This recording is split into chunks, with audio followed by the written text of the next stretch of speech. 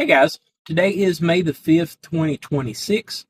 You are back on the road with Dale, and I appreciate you joining the convoy. So, I didn't post yesterday. It was the 12th anniversary of my mom's passing, and I just wasn't in the right headspace to sit down and record where I feel like we need to go next. But I was thinking through about this next set of videos, and something hit me. For all of his faults, I can say one thing about my dad. I never remember seeing my parents argue in front of us. I know they did, but we kids never saw it. And looking back, I believe I was watching him live out something that I didn't fully understand at the time, but the more I lived life, the more I saw it. Now, what I saw growing up wasn't perfection, but I did see a picture of what this verse is supposed to look like. In Ephesians 5:25, the Bible says, "Husbands, love your wives, even as Christ also loved the church and gave himself for it." Now, that's not a suggestion.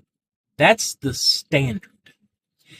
And that standard removes a few things immediately. It removes convenience. It removes mood. It removes conditions. Because Christ didn't love the church when it was easy. He didn't love based on response. And he didn't love when it was deserved. He loved, and then he gave himself. So the question isn't, do I feel like loving her today? The question is, am I loving her the way that Christ loved the church? And here's where it gets real. The true test of your walk isn't what people see out in public. It's what shows up at home. So you can hold it together at work. You can sound right at church, and you can post the right things online. But guys, your wife sees your patience, your tone, your consistency, and your reactions. And that is the real version of you.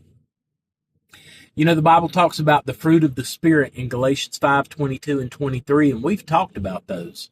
Love, patience, gentleness, self-control. Those aren't for display in the world outside first. They're for your home first. It doesn't mean much to the world if you can act like a Christian out there, but your wife has to live with who you really are in here. And that fruit isn't showing up at home, then the issue isn't opportunity. It's authenticity. Because Christ didn't just love publicly. He was consistent all the way through, even in the unseen moments. Guys, our wives don't need a performance. She needs our consistency. So we're going to take a real look at life, not your wife's response. We're going to ask ourselves, are we loving like Christ loved the church, or are we performing for the world? Guys, I feel like this is where we need to go next in living out our faith.